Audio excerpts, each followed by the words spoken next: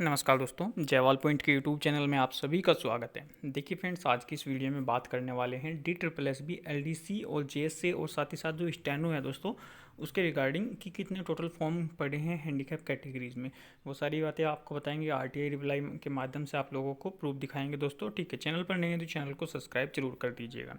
चलिए बात करते हैं DSSB में पहले आपका टोटल फॉर्म की। ठीक है, उसके बाद आपको बताएंगे कैसे आप लोगों को तैयारी करनी है और टाइपिंग वगैरह किस तरीके से होगी। ठीक है दोस्तों, तो देखिए ये एक RTI का रिप्लाई है, रजिस्ट्रेशन नंबर इतना, नेम आदेश कुमार और ये सब टोटल जो फॉर्म इसमें बताए गए हैं। देखिए PWBD कैटेगरीज के दोस्तों, वो आपके 4547। अब ये 4547 किन किन कैटेगरीज, चारों कैटेगरीज के ये हैं। OH भी, इसमें VI भी शामिल है, इसमें HH भी शामिल है और इसमें MD कैटेगरी भी शामिल है। उन्होंने स्पेसिफिक अलग अलग कैटेगरीज के नहीं बताया कि OH के इतने गए हैं, VI के इतने, HH।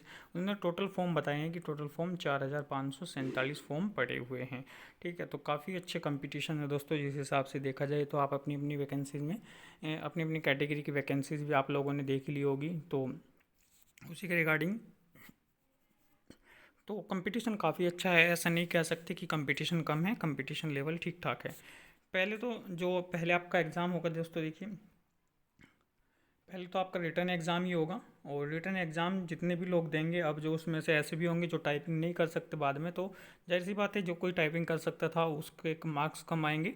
तो ये भी एक बड़ा नुकसान होता है यहाँ पर कहीं ना कहीं हैंडीकैप कैटेगरीज में, जो लोग फिर टाइपिंग में फेल हो जाएंगे। मान लीजिए आपने एक स्टूडेंट से जो कि थोड़े कम नंबर हैं, एक के 50 नंबर हैं और एक के 45 नंबर हैं। अब ये 50 नंबर वाला तो रिटर्न को क्वालिफाई करेगा ही करेगा दोस्तों।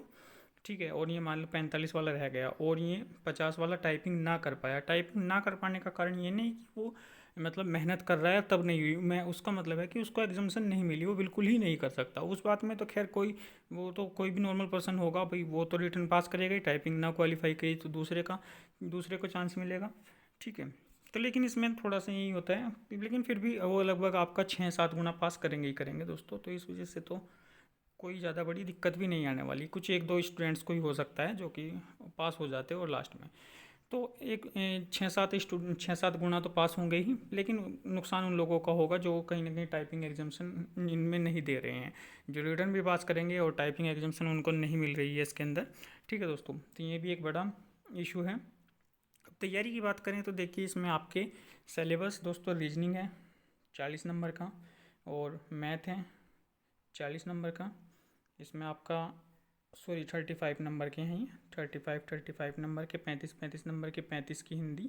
और ये MTS में है 40-40, और इंग्लिश है 35 नंबर की, GK है 35 नंबर की, और आपका कंप्यूटर है दोस्तों 25 नंबर का। तो इस सिलेबस को आपको देखना है कहाँ आप लोगों की कमजोरी है, कहाँ आप बेटर कर सकते हैं। इससे आपने अगर MTS भी फॉर्म भरा होगा तो उसमें भी आपको बेनिफिट मिलने वाला है इसी सिलेबस से, और इसमें आपको जो है यहाँ से भी आपको बेनिफिट मिलने वाला है दोस्तों, LDC और JSA में भी। पहले आपका ये क्वालिफाई होगा। इसमें अगर मैं एक बात करूँ कट ऑफ के रिगार्डिंग की, कट ऑफ क्या रह सकती है पहले एग्ज़ाम की, क्योंकि पहले एग्ज़ाम में आपको 6-7 गुना स्टूडेंट्स पास किए जाएंगे।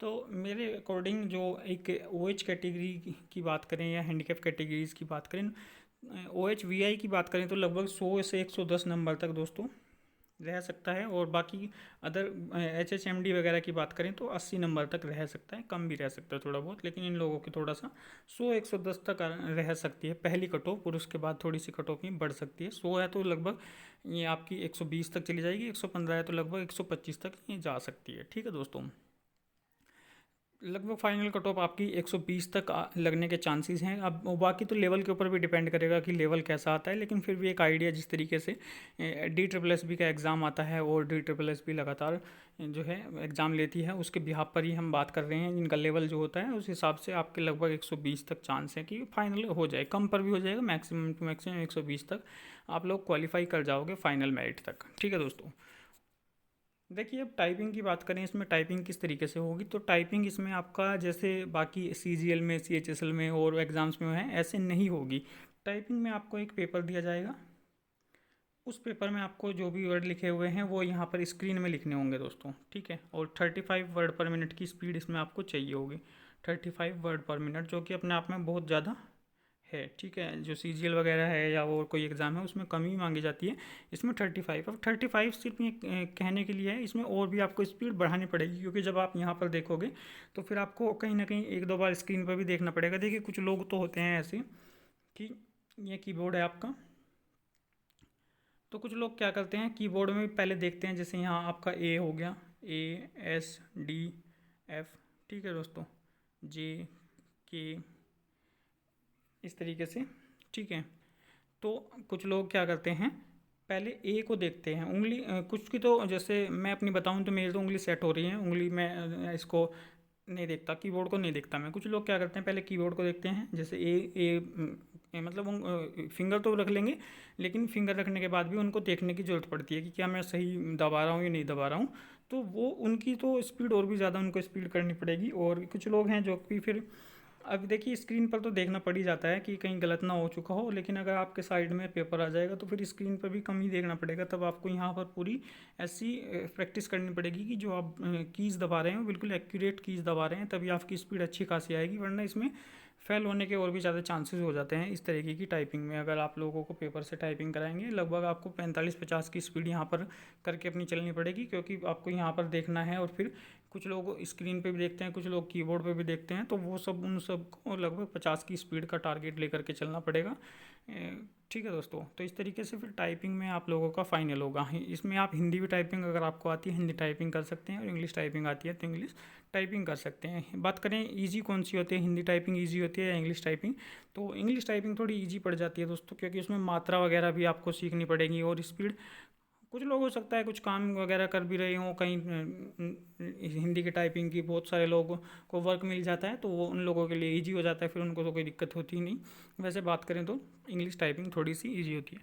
अब देखिए दोस्तों, बात करें अगर हम एग्ज़ाम डेट की, एग्ज़ाम डेट कब हो सकता है आपका एग्ज़ाम, तो अभी अप्रैल का महीना पूरा आपके पास है। अप्रैल में तो कोई एग्ज़ाम नहीं होगा, मई में भी इसका एग्ज़ाम नहीं होगा दोस्तों।